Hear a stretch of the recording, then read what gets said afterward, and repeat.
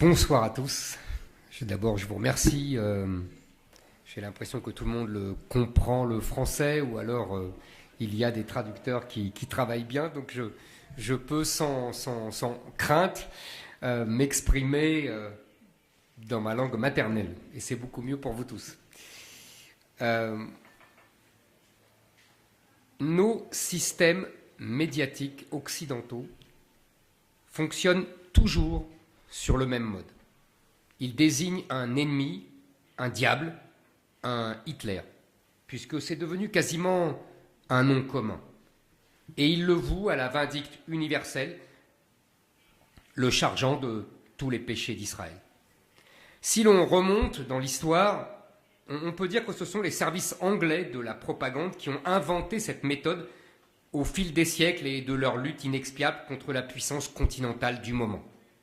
Charles Quint, Louis XIV, Napoléon, Guillaume II furent les premiers cobayes, les premiers Hitler avant Hitler. Depuis la Seconde Guerre mondiale, les Hitlers se sont banalisés, multipliés, mondialisés. Le russe Staline, l'Égyptien Nasser, l'Irakien Saddam Hussein, mais aussi l'Américain Nixon, ou même le général de Gaulle, et tant d'autres que j'oublie, ont été vilipendés, diabolisés, couverts d'opprobre, traités de dictateurs, de menteurs, de fascistes. Depuis quelques années, la méthode s'est généralisée, accélérée. J'ai eu ainsi l'honneur d'être pris pour cible par les médias français durant la campagne présidentielle de 2022. Le président Orban est de même hitlérisé depuis des années par la propagande bruxelloise, relayée par les médias européens. Le président Poutine fut de même transformé en Hitler tous les jours par les médias occidentaux depuis le 24 février 2022. Mais depuis le 21 janvier 2025, c'est le président Trump qui a pris le titre de champion, toute catégorie. Le nouvel Hitler, c'est lui, le brutal, le fou, le dictateur, le fasciste, le nazi, bref, l'ennemi à abattre, c'est lui. Ce manichéisme vindicatif nous trompe et nous empêche de comprendre l'événement trumpien à sa juste valeur. Ce n'est pas ce qu'on dit, mais c'est encore plus déterminant qu'on le pressent. Mais si nous ne posons pas le bon diagnostic sur ce qu'est réellement la révolution, ou plutôt la contre-révolution trumpienne, nous ne pourrons pas trouver en Europe les bonnes réactions, les bonnes attitudes, le bon traitement pour notre continent. Alors avançons. Certes, Donald Trump n'a pas le raffinement gourmet de Charles Maurice de Talleyrand-Périgord. C'est incontestable. Ni même la finesse d'analyse de Charles-Louis de Secondat, baron de la Brède et de Montesquieu. Question d'époque, de pays, de milieu, d'origine. Mais cela en fait-il une espèce de barbare, la bave aux lèvres, le front bas et le gourdin à la main, tel qu'il nous est présenté.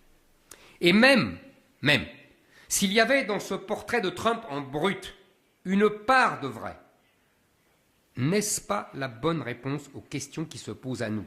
La bonne personne, le bon profil, dans une situation inextricable et désespérée. Sioran écrivait il y a longtemps « Toute civilisation exténuée attend son barbare ». Trump est attaqué de tous côtés, de la gauche bien sûr, qui voit en lui un tyran fasciste, mais aussi de la droite, des politiques et des intellectuels conservateurs qui voient en lui une brute vulgaire qui va tout casser. Trump ressuscite bien malgré lui l'antique querelle entre conservateurs et réactionnaires, entre Chateaubriand et Joseph de Maistre. On connaît le mot définitif de Chesterton qui brocarde les conservateurs. La grande affaire des progressistes est de faire des erreurs. La grande affaire des conservateurs est d'empêcher de les corriger. Les conservateurs ont besoin de temps et de paix. Nous n'avons ni l'un ni l'autre. L'invasion migratoire, la destruction de l'école, les folies wokistes ne laissent derrière elles qu'un champ de ruines. Que conserver après leur passage? Rien. On ne peut pas conserver ce qui a été saccagé, on peut seulement restaurer. Pire encore, les institutions ont été prises d'assaut par les tenants de ce nihilisme d'État. Au nom de la défense des individus, de l'état de droit, du libéralisme, le système, comme on dit, empêche toute évolution démocratique. Le peuple est majoritaire, mais il a tort. Le libéralisme est prêt à utiliser les méthodes qui ne le sont pas. Censure, sous couvert de lutte contre les discours de haine, harcèlement judiciaire, annulation d'élections, pour se défendre contre la volonté du peuple. Trump l'a lui-même expérimenté lors de son premier mandat avec le fameux État profond. Orban est persécuté par la Commission européenne. On annule des élections en Roumanie. Zuckerberg reconnaît lui-même qu'il a mis Facebook au service des idéaux démocrates. Je ne m'étendrai pas sur le harcèlement judiciaire que je subis depuis des années dans mon pays. La République gouverne mal, mais elle se défend bien, disait un écrivain jadis célèbre, Anatole France, sous la Troisième République. Face à un tel déploiement de moyens et un tel cynisme, l'ancien commissaire Thierry Breton a avoué qu'il était prêt à annuler les élections en Allemagne si l'AfD gagnait. Et je me souviens que pendant la campagne présidentielle française de 2022, alors que je promettais un référendum sur l'immigration, si j'étais élu, le président du Conseil constitutionnel, Laurent Fabius, était sorti de son devoir de réserve pour annoncer qu'il interdirait l'organisation d'un référendum sur ce sujet, car il le jugeait anticonstitutionnel. Je disais donc, face à un tel déploiement de moyens et un tel cynisme, les conservateurs et les libéraux sont démunis, car ce sont leurs propres armes, le droit et l'individu, qu'on a retournés contre eux. Il faut donc des révolutionnaires, ou plutôt des contre-révolutionnaires, qui renversent la table pour restaurer l'Occident dans ses fondamentaux, arrêter la vague irrésistible du grand remplacement, expurger les délires woke des esprits, restaurer à l'école le mérite et l'excellence, réduire les taxes et les normes et rétablir le peuple contre le gouvernement des juges, les nations contre les technocrates mondialistes, nos identités enracinées dans le tréfonds judéo-chrétien et gréco-romain de l'Occident contre un universalisme défoyé, déraciné, qui fait le lit de l'islamisation de notre continent. Une révolution donc, ou une contre-révolution, pour remettre l'Église au milieu du village et l'Occident chez lui. Et pour faire une révolution, aurait dit Lénine, il faut des révolutionnaires. Des révolutionnaires sans état d'âme et aguerris qui refusent de céder au sentimentalisme frelaté et à l'humanisme de pacotille qui sont l'ultime arme du système médiatique pour déconsidérer et délégitimer aux yeux des foules sentimentales que sont devenues les opinions occidentales ceux qui se lèvent pour arrêter la catastrophe et enrayer le déclin. La dernière séquence ukrainienne n'a pas fini de faire parler et illustre parfaitement, il me semble, le tableau que je viens de vous tracer. Le monde entier a regardé et berlué l'échange à la Maison-Blanche entre Zelensky et Trump et le vice-président Pence. Beaucoup de bons esprits ont regretté que cette négociation si peu diplomatique fût menée devant les caméras de télévision. La bonne diplomatie doit être secrète, et en tout cas discrète, nous disent nos gardiens du temple, les mêmes sans doute qui nous donneront des leçons de démocratie et de transparence. Mais passons. Moi, je vous avoue que cette grande télévision, comme a dit Trump avec humour, d'ailleurs je note au passage que le barbare troque parfois son gourdin pour un bon mot, ce qu'aurait sans doute beaucoup apprécié Talleyrand qui en était grand spécialiste. Mais passons. Cette grande télévision donc m'a fait plutôt regretter de ne pas avoir eu la même chance d'assister aux querelles homériques et truculentes entre De Gaulle et Churchill, Staline et Churchill, ou même entre Napoléon et le tsar, ou Napoléon et Metternich. Mais allez, passons sur mes rêves d'enfant. On nous dit donc que Trump a été brutal, grossier, qu'il a abusé de sa force, qu'il a abandonné un allié en rase campagne. Plus profondément, on nous dépeint Trump comme l'homme par qui les relations internationales sont ensauvagées. Avec Trump, avant Trump, nous dit-on, le monde aurait été régi par le droit et la justice et le loup buvait l'eau de la rivière côte à côte avec l'agneau. Tandis que depuis l'avènement de Trump à la Maison-Blanche, l'univers est redevenu une jungle où tous les coups sont permis. Avant Trump, Les grandes puissances n'abusaient pas de leur force et respectaient les petites nations, alors que depuis Trump, les grands sont violents et méchants et cruels avec plus faibles qu'eux. On se moque de nous.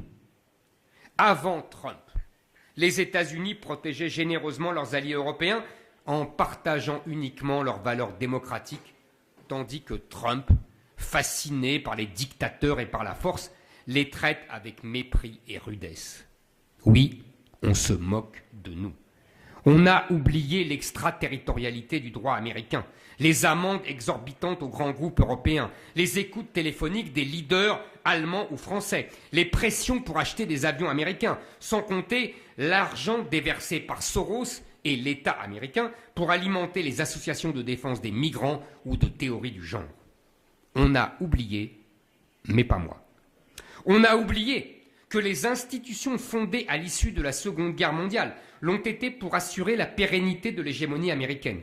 Aujourd'hui, Donald Trump estime, non sans raison d'ailleurs, qu'elles se sont retournées contre les intérêts américains. Il s'en débarrasse donc. On a surtout oublié que les Américains ont toujours abandonné leurs alliés avec brutalité quand ce n'était plus leur intérêt.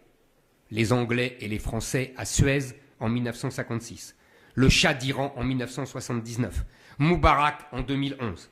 Et moi, Français, je n'oublie pas la supplique que Paul Reynaud, président du Conseil français en mai 40, alors que les chars de la Wehrmacht allemande cinglaient sur la France, écrivait au président Roosevelt pour le supplier d'aider la France, comme son prédécesseur, le président Wilson, avait promis à Clémenceau qu'il le ferait lors de la négociation du traité de Versailles en 1919. À côté de Paul Reynaud, ce jour-là, se tient un homme qui n'oubliera jamais cette humiliation française. Il s'appelle Charles de Gaulle. Il ne s'agit même pas pour moi de faire le procès de l'Amérique. Je veux seulement rappeler qu'une grande puissance se comporte toujours ainsi vis-à-vis d'un allié ou d'un adversaire plus faible. Et ce n'est pas le propre des Américains. Les Français et les Anglais, les Allemands et les Russes se sont comportés de la même façon.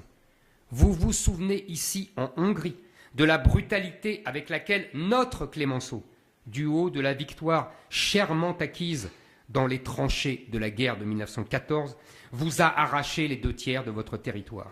C'était brutal, c'était injuste, mais la France était à l'époque le vainqueur de la guerre et la Hongrie était dans le camp des perdants. C'est la loi des hommes depuis toujours.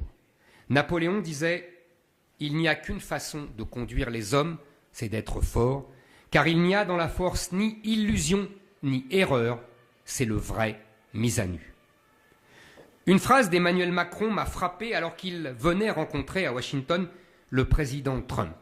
Il a dit « Je ne veux pas vivre dans un monde où c'est la loi du plus fort qui l'emporte. » Dans ce cas-là, notre cher président Macron devrait s'exiler sur la planète Mars. Elon Musk se fera un plaisir sans doute de lui réserver une place. Il ne s'agit pas de faire l'éloge de la force pour la force, mais de bien savoir comment le monde tourne pour s'y comporter avec réalisme et mieux protéger nos peuples. Notre grand Blaise Pascal disait « Parce qu'on n'a pas pu faire que le juste soit fort, on a fait que le fort soit juste, afin que la paix soit qui est le bien commun. » Et quelques siècles plus tard, un autre de nos grands écrivains, Maurice Barrès, approfondissait cette maxime. Dans l'ordre des faits, disait-il, ce que nous appelons le droit et la justice n'existent pas. Tout au long de l'histoire, il y a la force qui se développe sans autre règle qu'elle-même. À l'usage, on entend par action juste et glorieuse celles qui agissent dans le sens de la plus grande force du moment et qui par conséquent réussissent. Les actions injustes sont celles qui agissent dans le sens opposé. L'Europe a cru échapper à cette loi d'airain. Le grand lecteur de Pascal, qui est le philosophe Pierre Manant, a résumé l'autre jour dans le Figaro l'illusion dans laquelle ont vécu les Européens depuis 1945 et surtout depuis 1990, après la chute du mur de Berlin et l'effondrement de l'URSS.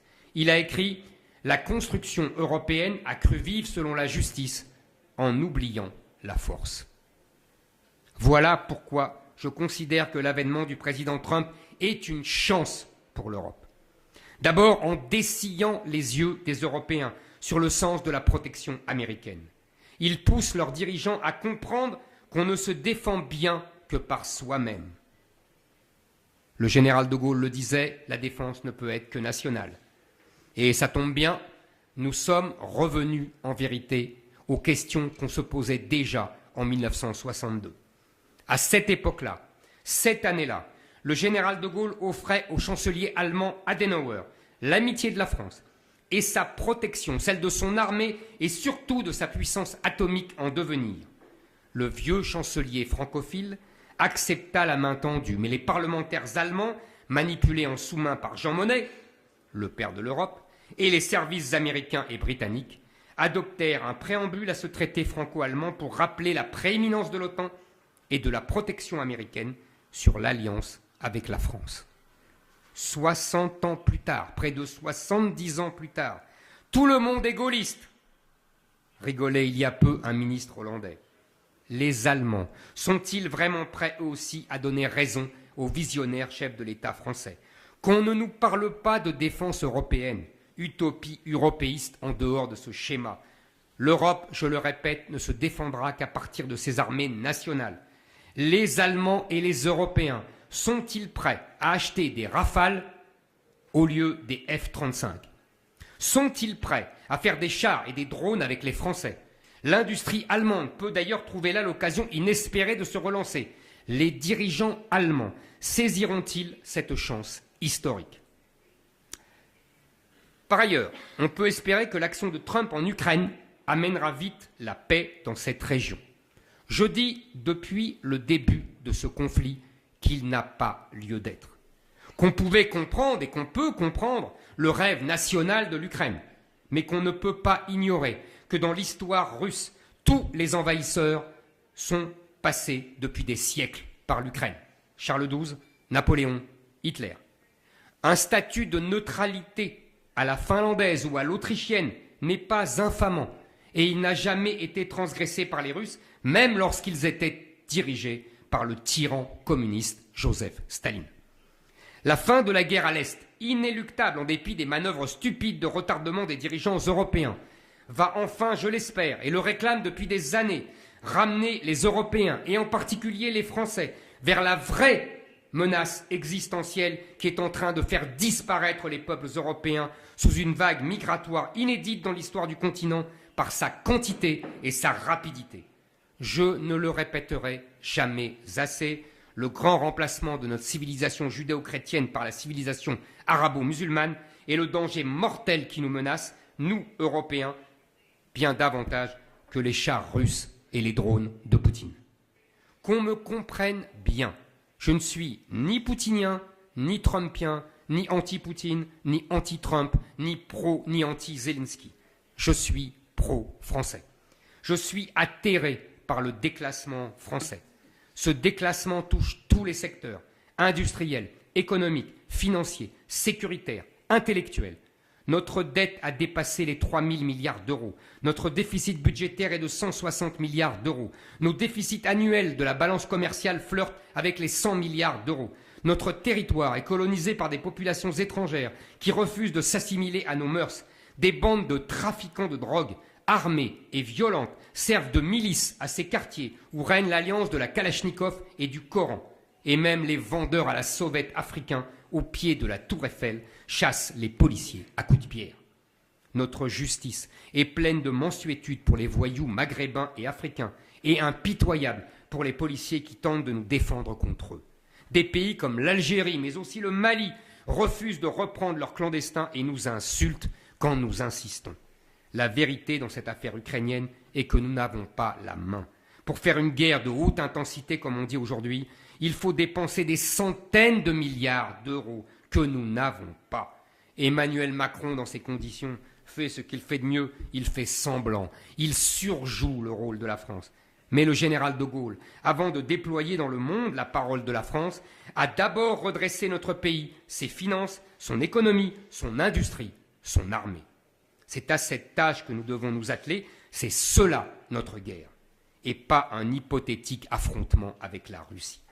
Poutine s'est moqué de Macron en le comparant à Napoléon qui avait mal fini sa campagne de Russie. Mais c'était encore un éloge, car à l'époque de Napoléon, la France était la puissance hégémonique en Europe continentale. Il faut d'abord le redevenir, et nous en sommes fort loin. Il y a urgence à agir vite et de manière radicale. C'est en cela que la victoire de Trump aux États-Unis est un ultime espoir pour la France et tous les peuples européens.